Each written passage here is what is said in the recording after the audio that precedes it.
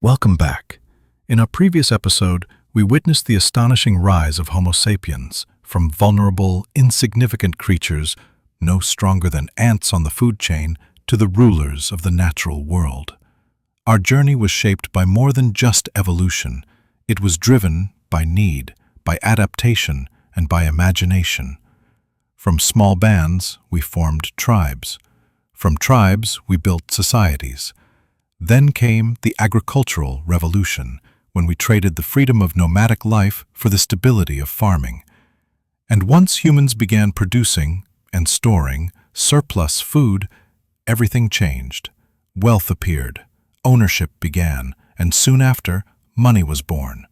That journey, still unfinished, continues today. Welcome to part 2 of our series on the history of humankind, empires, religion, and the scientific revolution. After the foundational revolutions, and with our species firmly in control of the planet, humanity stepped onto a new rung of the historical ladder.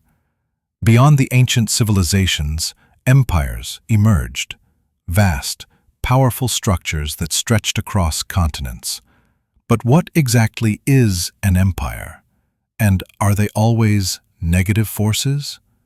Historically, an empire is a powerful political system with international influence. It dominates large territories, often across diverse cultural and linguistic regions, and frequently governs many different peoples. Throughout history, numerous empires have risen, some even called global empires for the scale of their reach. And yet, no empire, not even the most ambitious, has ever ruled the entire planet. Attempts at total domination have always failed.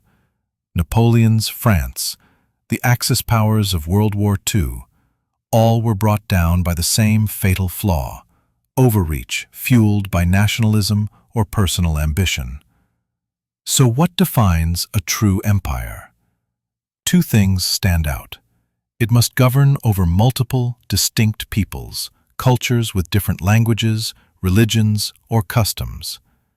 Its borders are fluid, expanding and contracting according to conquest, ambition, and diplomacy. Empires, in short, are about scale, not just of territory, but of diversity. They gather the many under one rule, often violently, but sometimes through trade, strategy, or sheer necessity. The second hallmark of any true empire? Borders and the ambition to push them. Imperial borders are rarely fixed. They shift and sprawl, expanding whenever the empire's hunger demands it. This restless expansion isn't just about maps, it's about power, about resources, about dominance. Empires succeed when they can unite diverse ethnic and cultural groups under a single flag, not always peacefully, but often effectively. A successful empire doesn't just conquer territory, it assimilates people, absorbs wealth, and projects identity. The basic goal of empire has always been the same: to expand, to acquire, to control. Whether it's land, gold, spices, slaves, or ideas, empires seek possession. Some wanted monopolies on trade, others wanted missionary access, while many simply demanded tribute and taxes from vassal states. But the goal was never temporary occupation. It was sustained control, long-term prosperity for the imperial center, paid for by the periphery. That said, not all empires shared the same motivation. Their goals were often shaped by their geography, population, economy, and historical moment. Take the Portuguese and Spanish empires, for example. In the 15th and 16th centuries, they expanded aggressively, partly to spread Catholicism, but this wasn't purely spiritual. It was also a geopolitical response to the rising Ottoman Empire, which had seized control of the overland routes to the east and was pushing into the Balkans and Central Europe. For Christian kingdoms, spreading the faith wasn't just holy, it was strategic. Portugal, small and sparsely populated, lacked the power to dominate Europe, so they turned outward. Overseas expansion was their only viable path. Their military and naval technologies allowed them to conquer and exploit less industrialized regions, especially along the coasts of Africa, Asia, and the Americas. The Dutch followed a similar but more commercial route. Their empire was born from necessity, the need to fund a decades-long war of independence against Spain. Trade became their lifeline, overseas colonies their survival. France, beginning in the 17th century, turned to overseas expansion to project national power and build global prestige. Colonies became more than markets. They became symbols of civilization, proof that France belonged among the world's great powers. But not all empires began with military conquest. The Athenian Empire, for instance, started as a voluntary alliance, the Delian League, created to defend against Persian invasions. Over time, however, Athens transformed it into an imperial system, complete with tribute and dominance. And not all empires required emperors. The largest empire in human history, by landmass, was governed not by an emperor, but by a parliamentary system, the British Empire. Proof that empire is a political structure, not just a monarchic title. And when it comes to size or population, that too can mislead. Many ancient empires ruled over territories and populations far smaller than those of modern nations, but they were empires nonetheless, because they controlled diversity, exercised influence beyond their core, and sought expansion. Empire, in the end, isn't about size. It's about ambition. Empires rise, empires fall. That much is certain. In over 500 years of recorded history, the cycle has repeated itself endlessly. Empires are among the most common and persistent political structures on Earth, from Rome to China, the Ottomans to the British. Why? Because they work, for a time at least. Empires are good at what they're designed to do: centralize control, suppress uprisings, and maintain order across vast and diverse territories. Their strength lies not in fairness, but in efficiency, in their ability to hold power. So why do they fall? More often than not, it isn't external conquest that topples empires, it's internal division, rivalries among elites, weakened institutions, or a loss of legitimacy. When collapse comes, the result isn't freedom, it's replacement. One empire falls and another rises to fill the power vacuum. And while empires may differ in name, flag, or ideology, the mechanics of control remain the same. Conquered peoples are rarely liberated. They simply trade one master for another. And let's be honest, empires leave behind more than just ruins. Many were built through bloodshed, slavery, and genocide, but they also left legacies, institutions, infrastructure, language, architecture, and even scientific systems that shaped the modern world. To deny their contributions would be to deny our own history, because many of humanity's greatest achievements were born from empire and its darkest tools, extraction and exploitation. Just look at this. The Taj Mahal, perhaps the most beautiful building on Earth, a monument not only to love but also to power. Constructed in the 17th century by the Mughal Emperor Shah Jahan, it stands as the crown jewel of Mughal architecture, a masterful blend of Persian, Indian, and Islamic styles. Though its iconic white marble dome is what draws the eye, the Taj Mahal is an architectural symphony. Its design is intricate, balanced, and deeply symbolic, a physical representation of imperial grandeur. Listed as a UNESCO World Heritage Site in 1983, the Taj Mahal was described as a masterpiece admired across the world. It was built on a raised platform in the southern part of Agra on a plot of nearly 12,000 square meters, elevated to protect against flooding from the nearby Yamuna River. Beneath its foundations are stone-filled wells packed with gravel, an early engineering method used to stabilize the structure. The builders even constructed a massive brick scaffolding to support the mausoleum, which took several years to dismantle once construction was complete. The mausoleum itself took 12 years, but the rest of the complex, the mosque, guest house, and gateways, took another 10 years. The tomb was essentially complete by 1643, but finishing touches continued for years after. Estimates of the cost vary, but the total likely reached around 32 million rupees, an enormous sum at the time. The scale of the Taj Mahal's construction was staggering. Materials came from all across India and Asia. Over 1,000 elephants were used to transport them, the trucks and cranes of their day. The luminous white marble was quarried from Makrana in Rajasthan. Crystal and jade arrived from China, sapphires from Sri Lanka, turquoise from Tibet, lapis lazuli from Afghanistan. In total, 28 types of precious and semi-precious stones were inlaid into the marble walls. More than 20,000 workers were employed from across northern India, including stonecutters from Baluchistan, calligraphers from Syria and Persia, and mosaic artisans from southern India. One man specialized solely in carving floral patterns into marble. Another was an expert in designing the domed finial atop the mausoleum. Together, 37 master craftsmen oversaw the creation of what many still call the greatest architectural love letter ever built. But it came at a cost. Could such splendor have existed without the wealth extracted from millions of Mughal subjects? Unlikely. Because the Taj Mahal is not just a symbol of devotion, it is a monument to empire. It represents how empires unify, extract, and transform. The Mughal Empire wasn't just a political system, it was a cultural machine. It didn't merely conquer, it assimilated, blending smaller regional identities into a vast, imperial culture. This assimilation took many forms. Sometimes it happened naturally, through trade, intermarriage, or shared language. Other times, it was forced. Forced assimilation is when a ruling power compels a conquered people to adopt its language, customs, religion, and identity. History is filled with such stories. Consider the Manchus, who conquered China during the 17th century.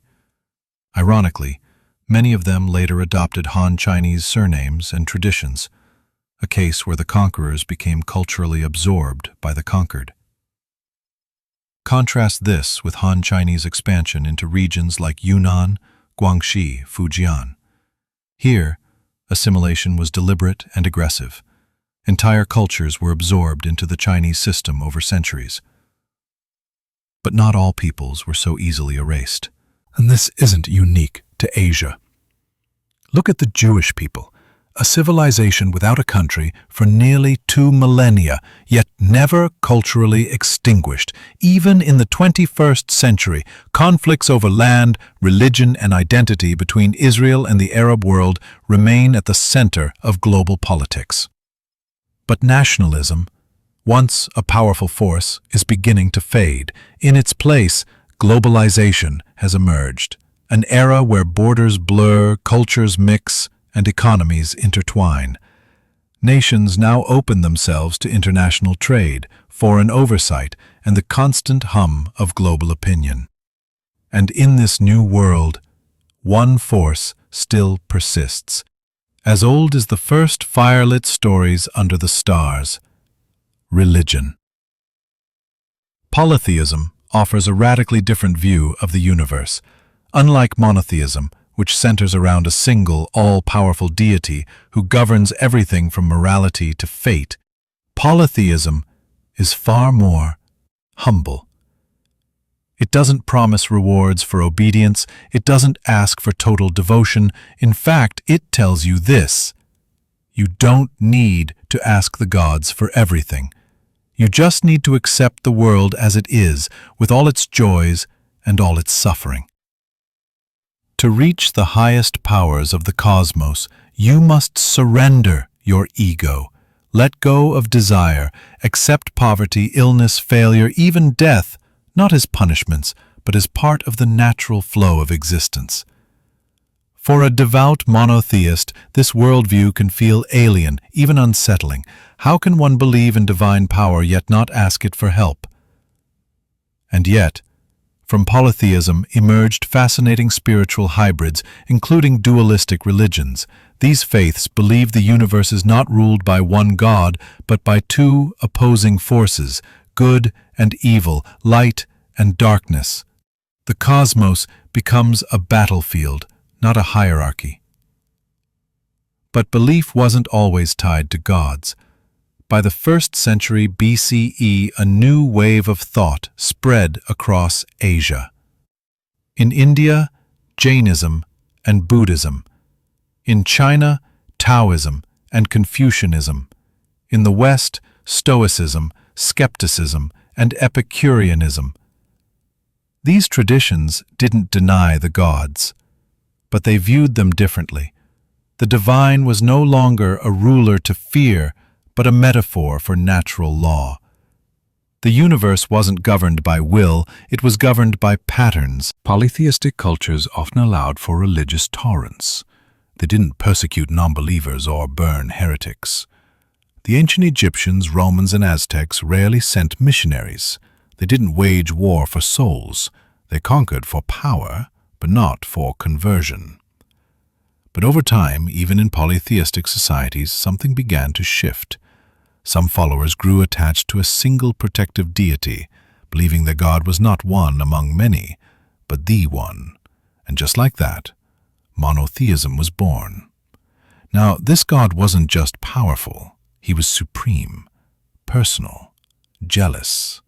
He demanded loyalty and in return promised blessings, healing from illness, protection in war, even lottery-like miracles. Over time, monotheism became one of the most influential forces in human history.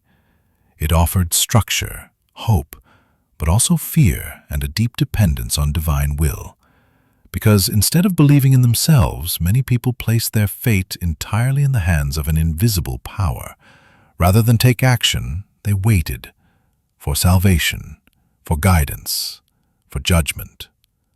That worldview dominated much of human thought until the 16th and 17th centuries. Then came a storm. The scientific revolution swept across Europe like wildfire, bringing with it an entirely new question. What if we don't need to be saved? What if we can solve our own problems? Instead of surrendering to fate, people began to investigate it. They tested, measured, observed, and in doing so, they began to change everything. Science didn't just challenge superstition, it replaced helplessness with curiosity. It transformed fear into inquiry, and it offered something new, not promises from the heavens, but progress here on earth. In field after field, medicine, astronomy, physics, knowledge grew, and with it, so did our ability to live better, longer, and more meaningful lives. The discoveries of the scientific revolution didn't just change ideas, they changed lives. For the first time in history, society began to feel better, live longer, and understand more. Cities were lit, epidemics were confronted, the stars became objects of study, not mystery. But these breakthroughs didn't emerge from nowhere. They were built on centuries of inherited knowledge, especially from astronomy, mathematics, and physics. Let's begin with Nicholas Copernicus. In 1543, he published On the Revolutions of the Celestial Spheres, a book that would forever alter humanity's place in the cosmos. In it, Copernicus proposed a bold, almost heretical idea. The Earth is not the center of the universe. The Sun is. This directly challenged the Ptolemaic system, a model that had dominated Western thought for over 1,000 years. The Church banned Copernicus' teachings, but the spark had been lit. Shortly after, Giordano Bruno took it further, suggesting that stars were distant suns and the universe was infinite. For this, he was burned at the stake in 1600. Then came Johannes Kepler, the German mathematician who proved, through precise calculations, that planets moved in elliptical orbits, not perfect circles. He validated much of Copernicus' theory and gave it mathematical weight. And finally, in 1632, Galileo Galilei delivered the finishing blow. In his dialogue concerning the two chief world systems, Galileo defended the Copernican model with observational evidence, including what he saw through his invention, the telescope. He became the first to use experimental methods in physics, laying the foundation for empirical science. He formalized what we now call the scientific method, but it was Isaac Newton who completed the revolution. In 1687, he published Philosophiae Naturalis Principia Mathematica, the mathematical principles of natural philosophy, which unified the work of his predecessors. In it, Newton proposed 3 laws of motion and the groundbreaking law of universal gravitation, showing that the same force that pulls an apple to the ground also holds the moon in orbit. But Newton didn't stop there. He made major contributions to optics, mathematics, and, independently from Leibniz, invented calculus, giving scientists a powerful new language to describe the natural world.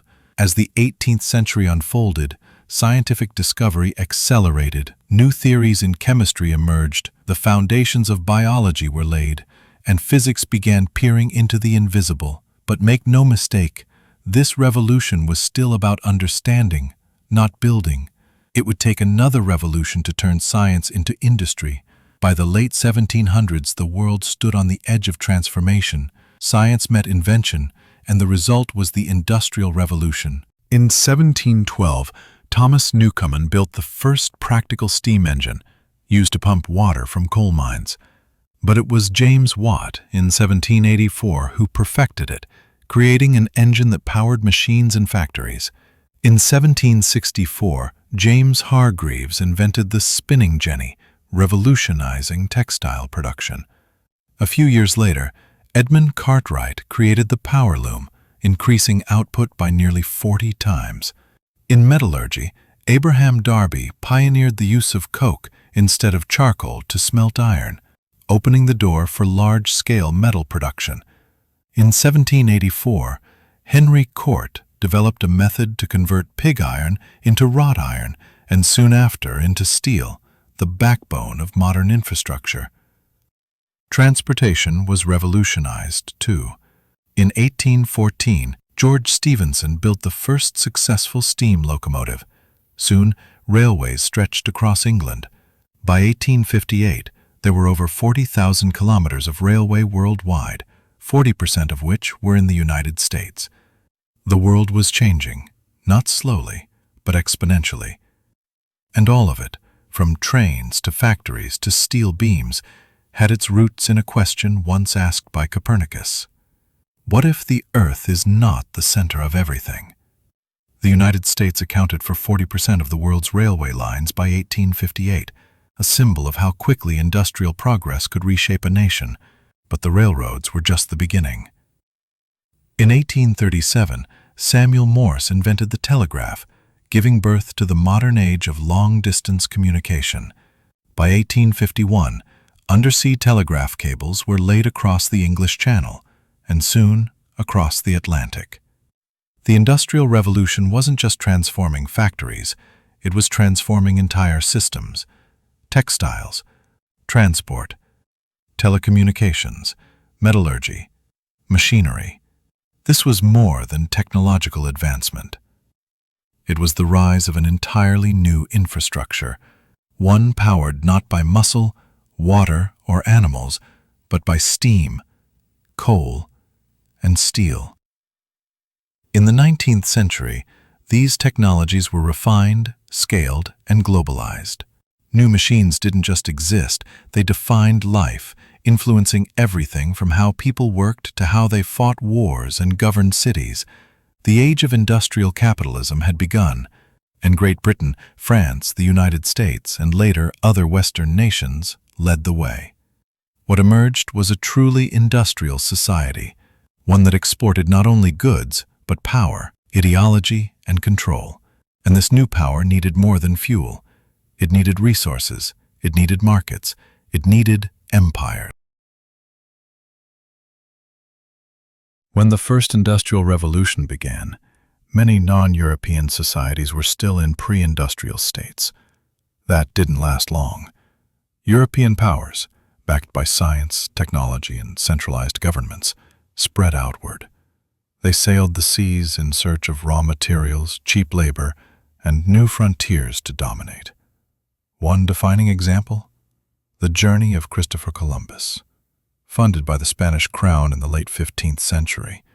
Though unintended, his voyage led to the discovery of the Americas and the beginning of global colonization.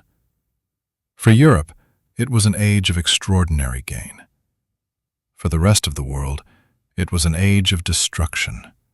Hundreds of indigenous civilizations were wiped out, sacred sites were plundered, entire populations were enslaved, converted, or killed.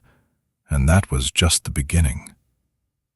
Because as science empowered became more aggressive, more organized, more imperial.